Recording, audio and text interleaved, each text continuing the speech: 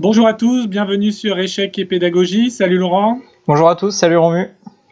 Donc une nouvelle vidéo sur la tactique du jour, comme vous en avez l'habitude. Donc si vous souhaitez chercher la solution, comme d'habitude, on met sur pause. Et ensuite, Laurent va nous donner la solution de cet exercice qui est pas facile aujourd'hui. Donc il va falloir être bien réveillé et regarder toutes les défenses adverses, mais on n'a pas de doute sur le fait que vous allez encore une fois tout trouver. Donc mettez sur pause et Laurent va nous aiguiller dans la solution. Ok, donc vous avez dû vous rendre compte qu'il y a de nombreux signaux dans cette position qui peuvent nous faire penser, qui doivent nous faire penser que les blancs ont une tactique. Quels sont ces signaux? Le premier, c'est assez clair. Le roi noir est extrêmement faible du fait de la structure de pion absolument toute sur case blanche, ce qui signifie que ce fou B2, bien qu'attaqué par le cavalier, soit extrêmement puissant. La dame est déjà en place pour venir faire des dégâts. Autre élément important, le fou de case blanche a un œil sur la case H7, en liaison avec la dame, bien entendu, ça doit nous attirer.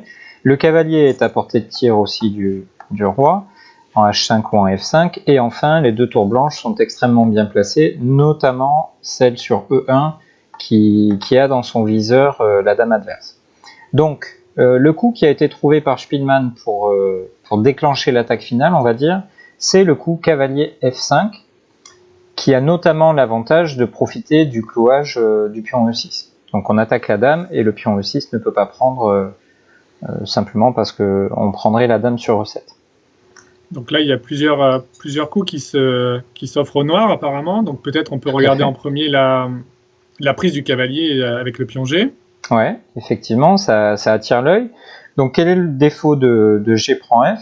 D'une part, c'est d'affaiblir la colonne G, d'ouvrir la colonne G, mais surtout d'ouvrir la diagonale pour le fou D3. Donc on poursuit par fou prend F5. On maintient cette idée de vouloir exploiter le clouage du pion E6. Le pion E6 ne peut toujours pas prendre, et on vient menacer mat sur H7. Le seul coup, il faut certainement défendre la 7e. Voilà, avec F6. F6 le seul coup pour ne pas perdre la dame immédiatement, pour que la dame défende H7, mais maintenant fou prend E6 échec. Si le roi se déplace sur H8, on va bénéficier de l'entrée en jeu de la deuxième tour avec tour D7. On attaque la dame. Si la dame s'en va, il y a mat en H7, donc tout s'écroule chez les noirs. Et sur fou prend E6 échec, l'autre coup possible, c'est tour F7.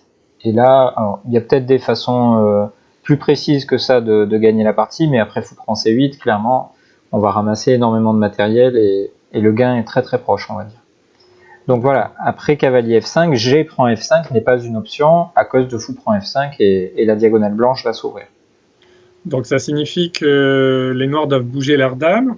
Donc peut-être on peut commencer par dame C7. Voilà, ouais, dans la partie, il a joué dame C5, Henninger. Donc sur dame C7, il y a un joli coup ici, pas forcément le seul coup pour gagner, mais on a trouvé ça assez artistique tout à l'heure quand on a vérifié que tout était correct, on va dire. Et donc ce joli coup, c'est fou F6. Alors Romu, peut-être que tu veux expliquer quelle est l'idée de ce coup.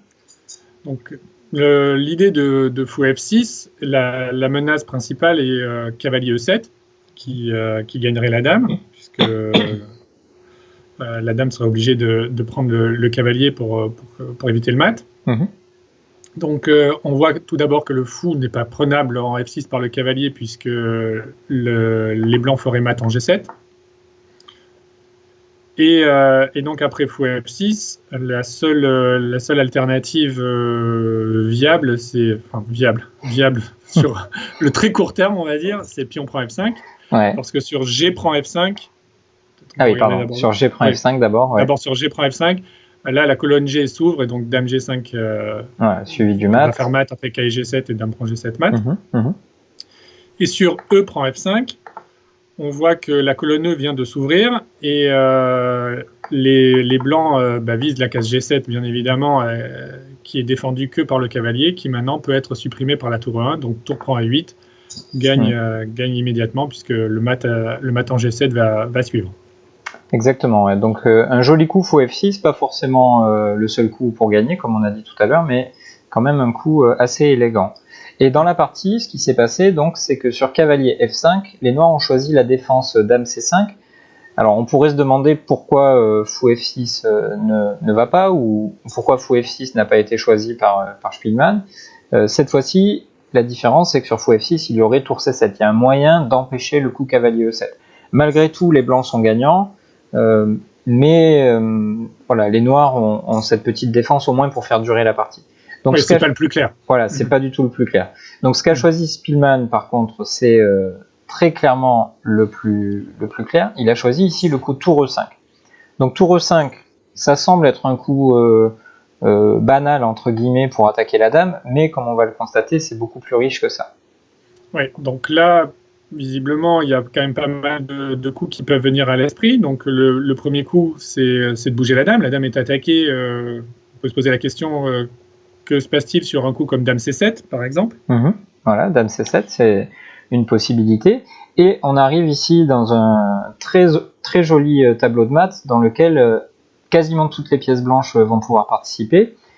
Ici, le coup décisif, c'est cavalier E7 échec. On sacrifie le cavalier pour deux raisons. La première, c'est d'ouvrir la cinquième rangée pour la tour. La seconde, c'est d'ouvrir la diagonale du fou D3. Le roi noir ferait mieux de ne pas se déplacer, puisque s'il vient sur H8, il y a dame prend F8 et c'est mat immédiatement. Et donc après cavalier E7 échec, dame prend E7. On va ici assister à un petit feu d'artifice final, on va dire. Dame prend H7, sacrifice de la dame pour attirer le roi face au fou D3. Tour H5 échec, le pion G6 est cloué, ne peut pas prendre. Et après roi G8, tour H8, échec et mat. Avec le fameux fou, on avait notre signal dès le début. Le fou était extrêmement fort sur la diagonale et il vient aider la tour à faire mat. Donc très joli tableau de maths, ce qui démontre finalement quelle est la deuxième idée de Spielmann. Il est venu attaquer la dame, mais il est surtout venu faire participer sa tour par la case H5. Oui, on voit que les blancs ramènent une pièce supplémentaire à chaque coup à l'attaque, ce qui va forcément permettre les tactiques, le bon fonctionnement des tactiques avec ce thème-là supplémentaire, cavalier E7, dame prend H7, tour H5, comme on vient de le voir dans la variante précédente. Autre chose, on pourrait imaginer que les noirs sacrifient la dame en se disant bon, je vais éviter le mat et je vais essayer de récolter un maximum de pièces pour la dame, mais ça fonctionne pas bien, j'ai l'impression, Laurent. Ouais, c'est ça. Après pion prend F5. Si on se dit qu'on va rendre la dame, c'est un bon réflexe.